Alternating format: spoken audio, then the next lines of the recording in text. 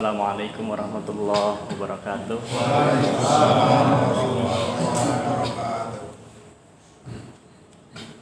Bismillah, alhamdulillah, alhamdulillahilladzi anzala al-Qur'an fi syahri Ramadan hudan linnas wa bayyinatin minal huda wal furqan.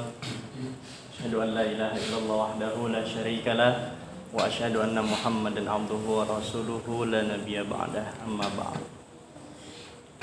Hadratul mukarramin wal muhtaramin, segenap tokoh masyarakat, para jamaah Mushola An-Nur, yang mudah-mudahan insyaallah kita semua selalu diberikan keberkahan oleh Allah Subhanahu wa taala. Alhamdulillah, saya pribadi sangat berterima kasih kepada jamaah sekalian, khususnya warga komplek Kriya Mandiri Mushola An-Nur, atas penyambutannya. Malam hari ini mungkin saya sedikit memperkenalkan diri saya. Izin kepada ibu bapak semua, perkenalkan, nama saya Muhammad Al-Hafiz Abdurrahman. Saya putra daripada Ustaz Cecep Abdurrahman. Saya putra kedua, Bu, Pak. 3 bersaudara, dan saya alhamdulillah baru menyelesaikan pendidikan S1 di Tunisia. Dan alhamdulillah pada saat ini saya juga sedang menjalankan pendidikan S2, yaitu di PT IKI Jakarta. Maka dari itu alhamdulillah kami, khususnya saya pribadi, bisa berkesempatan dan bersilaturahim kepada para jamaah Mushola An-Nur. Mudah-mudahan dengan adanya pengawal saya ikut dengan ayahanda ke mushola ini, mudah-mudahan menjadi ajang silaturahim untuk kita semua. Mungkin ini tidak disangka-sangka ya, di jadwal tertulis nama ayah saya, tapi saya yang jadi pembicara hari ini. Jadi kalau begitu tadi kata Pak DKM, ayah saya punya hutang. Tapi insya Allah mudah-mudahan tidak mengurangi rasa hormat al-fakir kepada ibu bapak semua. Insya Allah di bulan Ramadan kita tahun kali ini menjadikan titik awal kembali. Karena setelah 2 tahun kemarin rasanya kita ini sangat rindu melaksanakan sholat tarawih berjamaah seperti ini, melaksanakan puasa yang tidak ada batasan. Kalau saya kemarin boleh cerita, Pak, saya puasa 2 tahun di Tunisia itu kita rasanya sangat hampa, Bu. Kenapa saya bilang hampa? Karena tidak semarak dan tidak seramai di Indonesia. Jadi walaupun di negara Tunisia yang basicnya negara Arab, tetapi mereka adat istiadatnya itu tidak terlalu kencang seperti kita. Tidak terlalu ramai.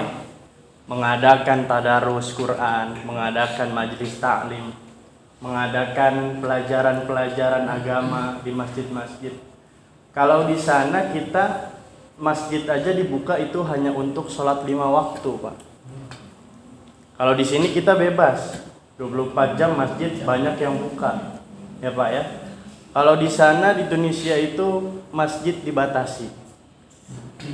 Kadang-kadang kita kalau ingin melaksanakan sholat atau ingin datang ke masjid itu harus menunggu waktunya sholat, baru boleh pergi ke masjid atau ke dalam masjid. Tapi di satu hal lain, itulah yang menjadikan pengalaman untuk saya pribadi. Alhamdulillah Allah memberikan izin kepada saya bisa menuntut ilmu ke sana, dan saya bisa mendapatkan pengalaman yang lebih ke sana.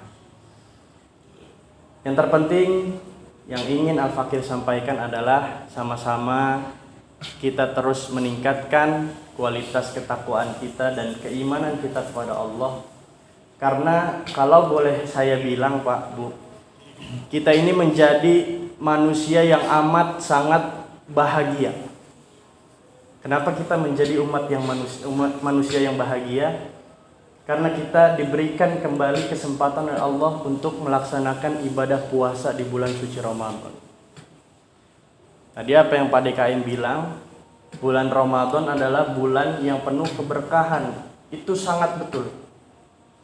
Bulan Ramadan bisa disebut juga dengan Syahrut Tarbiyah. Bulannya bulan pendidikan. Jadi bulan ini adalah bulan pendidikan bagi jiwa kita masing-masing. Yang tadinya mungkin kita malas baca Quran, kita menjadi rajin baca Quran. Yang tadinya mungkin malas sedekah, kita jadi rajin sedekah. Begitu juga disebut dengan Syahrul Maghfirah, bulannya yang penuh ampunan. Bayangkan ibu bapak sekalian yang dirahmati Allah Subhanahu wa taala, kita kalau di bulan biasa, Bu, di bulan-bulan biasa kita itu memanjatkan doa kepada Allah, itu ada waktu-waktu tertentu yang mustajabah. Tetapi di bulan suci Ramadan Allah membuka semua kesempatan kita. Dari awal bangun tidur kita sampai kita ingin tertidur kembali, itu Allah buka kita untuk memohon ampunan kepada Allah, untuk kita memohon segala hajat-hajat kita. Apalagi kita di waktu-waktu yang memang sudah biasanya kita ketahui, seperti contoh halnya di antara iqomah, di antara azan dan iqomah, itu waktu-waktu mustajabah. Kalau di bulan suci Ramadan keutamaannya ada di waktu pada saat kita sahur, Bu. Jadi Pak, kalau kita sahur, mohon maaf, kita tidak hanya sekedar disarankan untuk makan dan minum saja. Fis sahur fastaghfir lahum. Disinilah keutamaan ketika kita sahur, kita perbanyak istighfar kepada Allah Subhanahu wa taala. Karena inilah yang akan menjadikan kita umat manusia yang terus-terus kita berusaha untuk meningkatkan ketakwaan kita kepada Allah Subhanahu wa taala. Maka dengan bulan Ramadan ini dikatakan summu tasihhu. Berpuasalah kita, maka kita insya Allah akan menjadi sehat. Karena dengan berpuasa tubuh kita ini semacam kayak dibersihkan otomatis, Pak. Yang tadinya mungkin kita makan sembarangan, minum sembarangan. Tetapi karena kita menjaga, kita berpuasa, maka insya Allah kita akan diberikan kesehatan oleh Allah Subhanahu wa taala. Di bulan puasa juga keutamaan lainnya adalah sebagai libasut taqwa, ibu bapak yang budiman.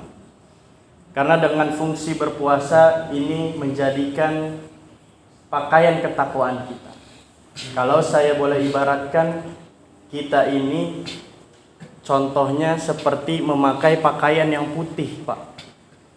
Kalau kita memakai pakaian yang putih, kita akan selalu berhati-hati. Kita tidak akan sembarangan, betul? Kalau ada tempat yang kotor, kita tidak sembarangan duduk di tempat yang kotor. Karena kita tahu kita menggunakan pakaian yang putih. Karena itulah ibarat ketakwaan kita kepada Allah. Kita akan selalu hati-hati, kita akan selalu taqarrub ilallah, mendekatkan diri kita kepada Allah Subhanahu wa taala. Yang kedua, fungsi puasa adalah sebagai perisai, ibu bapak. Maka dalam hadis Rasulullah mengatakan as-siyamu junnatun. Fa idza kana yaumi ahadin wala yarfus wala yashab fa in sabbahu ahadun falyakul inni shaim. Inilah kedahsyatan puasa yang kita jalani di bulan suci Ramadan. Jadi di bulan puasa ini adalah sebagai perisai, kata Rasulullah SAW. Maka di bulan puasa kita dilarang untuk berkata-kata yang kotor, Bu.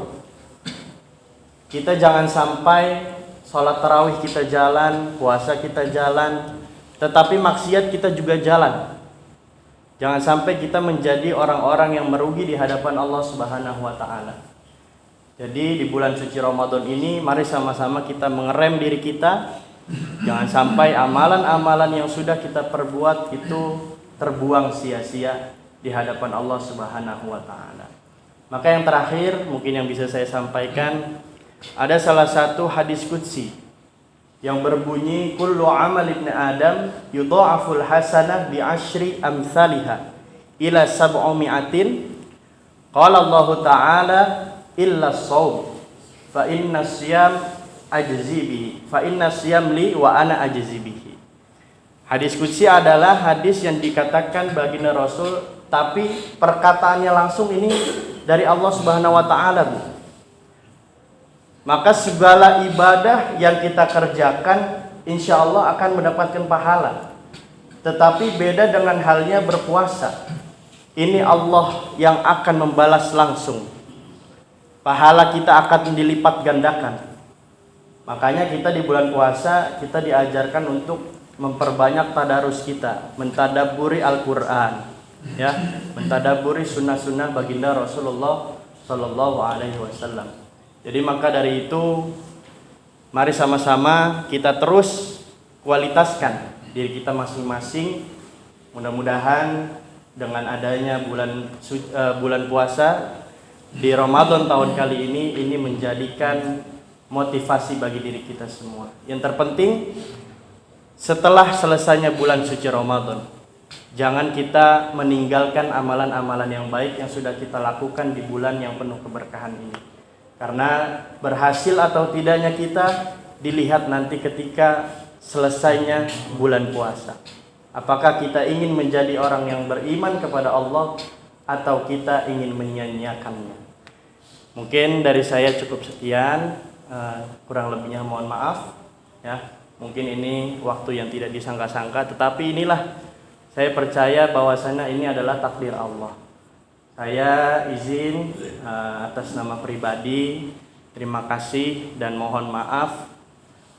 Insya Allah mudah-mudahan silaturahim kita terus menyambung dan menyambung.